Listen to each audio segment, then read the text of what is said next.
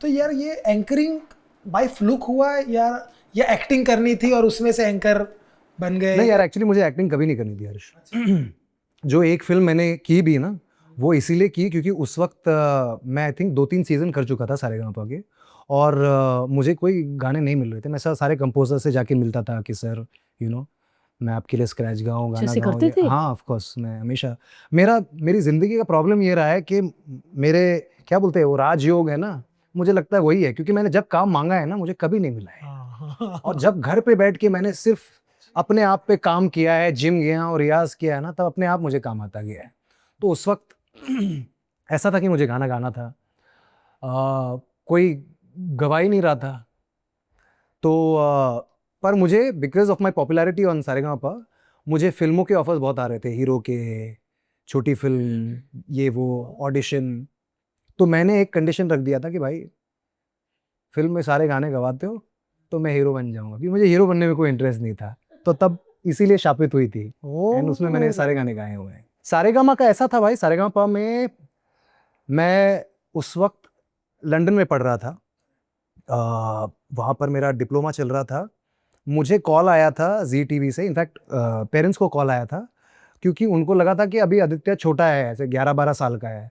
तो उस वक्त लिल चैम्प्स का एक सीजन आ रहा था, so they wanted me to audition as a contestant. वो तो उस वक्त फिर मम्मी पापा ने उनको बोला कि यार ये लड़का जवान हो गया है अब। अभी वो 18 साल का कहाँ हो हो गया है, पगलो? अब वो 10-12 साल का नहीं रहा। तो आई थिंक वो बात उन्होंने दिमाग में रखी। फिर अगले सीजन जो है ना, वो सारेगामापा की पूरी टीम दूसरे चैनल में शिफ्ट हो गई। गजेंद्र सिंह जी, शान दादा जो हैं, और जो 2-3 जजेस हैं, उन्होंने एक दूसरे चैनल में एक शो बनाया। तो सारेगामापा की पूरी टीम खाली हो गई। So they were looking for a new host. और उस वक्त फिर मुझे फिर से कॉल आया कि हम एक्चुअली नया सीजन कर रहे हैं और हम नया होस्ट चाहते हैं, तो आप ऑडिशन करोगे क्या? और उस वक्त I think almost 1 dozen singers had auditioned to be the host of Saregamapa, क्योंकि वो इकलौता ऐसा शो था जहाँ पे जो भी होस्ट करता था वो स्टार बन जाता था। पहले सोनू निगम जी ने, सोनू भैया ने किया, फिर दादा ने किया, शान दादा ने किया, और दोनों का करियर ऑफ कोर्स अच्छा ही चल रहा था, बट एक फेस वैल्यू बन गई। फेस वैल्यू बढ़ गई। क्योंकि हिट शो थे ये, है ना, हिट शो थे। तभी डेली सूप के कहाँ होते थे इतने, यही होते थे भाई। तो फिर मैंने जाके ऑडिशन किया। उस वक्त मेरे ब्लॉन्ड बाल वाल थे, मैं जस्ट यूके से आया था, तो वो लोग हिल गए थे कि ये मतलब तुम लोगों के मैं तुमसे दुगना लगा लूंगा।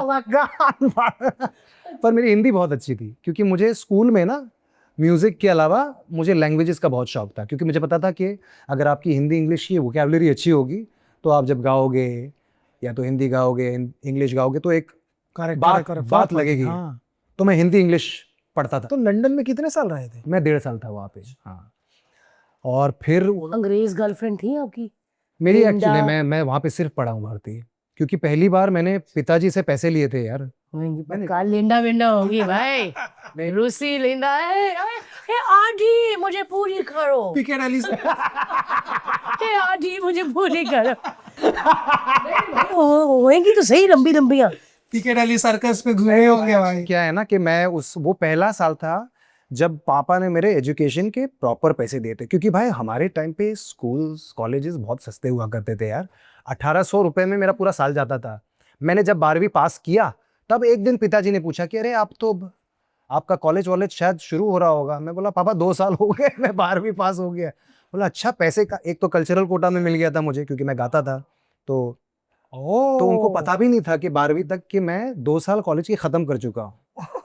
फिर आई थिंक फर्स्ट ईयर करने के बाद फिर मैं लंदन गया, और मतलब उस वक्त के लिए भाई बहुत बहुत बड़ी बात थी, क्योंकि आई थिंक हर महीने का स्टे कुछ जहाँ पे मैं रह रहा था वो 700-800 पाउंड।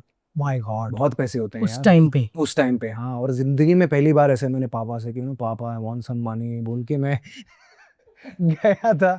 तो मेरा ऐसा था कि भाई, और प्लस क्या था कि मुझे उसके अगले साल आके मुझे मास्टर्स भी कंप्लीट करना था। अरे बाप रे। तो ये मैं आप सीरियस तो हो यार अपने। हाँ, ये मैंने देखा यार। हाँ। चाहे कोई पढ़ाई भी में हो। ठीक थे भाई आप? मैं जब पढ़ता था मैं बहुत जबरदस्त ब्रिलियंट स्टूडेंट था, पर जब मैं नहीं पढ़ता था तो फिर मतलब कुछ भी नहीं। तो मेरे ऐसे मार्क्स होते थे, जैसे मेरे लैंग्वेजेस है ना, तो उसमें से 92, 94, 88, 35। और फिर भाई 35 भी नहीं, एक ट्रिग्नोमेट्री करके एक सब्जेक्ट हुआ हाँ। करता था, वो 75 मार्क्स का था। मुझे याद है कि बोर्ड एग्जाम्स में जो एल्जेब्रा है उसमें 75 मार्क्स था, जिसमें भी एक ग्रुप डी करके होता था, एक ग्रुप ए बी सी करके होते थे। और ग्रुप डी मतलब वो था कि आप आइंस्टाइन की छठी औलाद हो तभी आपको ग्रुप डी आएगा। तो मैं वहां तक फुल मार्क्स, आई थिंक 60 में से 60, और फिर बाकी जो 15 था वो ओमिट, मतलब मैं अटेम्प्ट भी नहीं करता था। और ट्रिग्नोमेट्री में भाई मुझे आई थिंक 75 में से ज्योमेट्री में, जिसमें ट्रिग्नोमेट्री थी, आई थिंक मुझे 15 या कुछ आए थे। तो मैं, क्योंकि मेरे अलजेब्रा में मार्क्स अच्छे थे, मैनेज हो गया। मैं उसमें, हाँ, क्योंकि मैथ्स और नंबर्स में मैं बहुत अच्छा हूँ। मतलब अभी तक मुझे सारे नंबर्स, लोगों के फ़ोन नंबर्स, मेरा credit card, Aadhaar card, passport number, expiry, CVV, सब मुझे बाय हार्ट याद है। हमको एक दूसरे का नंबर नहीं याद, मेरे को तो याद है भाई। इधर ना बोल दिए अभी। नहीं हो रहा तो फिर वहाँ से जब मैं आया तो फिर ये सब ऑडिशंस हुए, और एक दो तीन राउंड हमारे ऑडिशंस के हुए सारेगामा पे।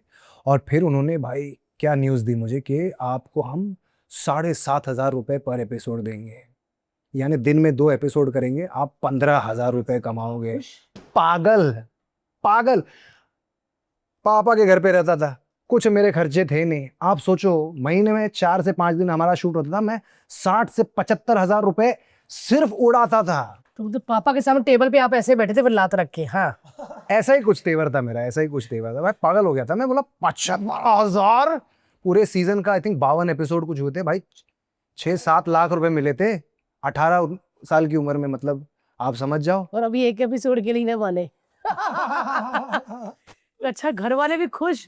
तो वो पैसे सेव किए भाई आपने उस टाइम पे के? नहीं, उस वक्त कुछ सेव नहीं किया भारती। मुझे दूसरे सीजन में अकल आई, क्योंकि दूसरे सीजन में ना मुझे तो 7,500 ही बहुत लगते थे, उन्होंने सीधा 25 कर दिए थे पर एपिसोड।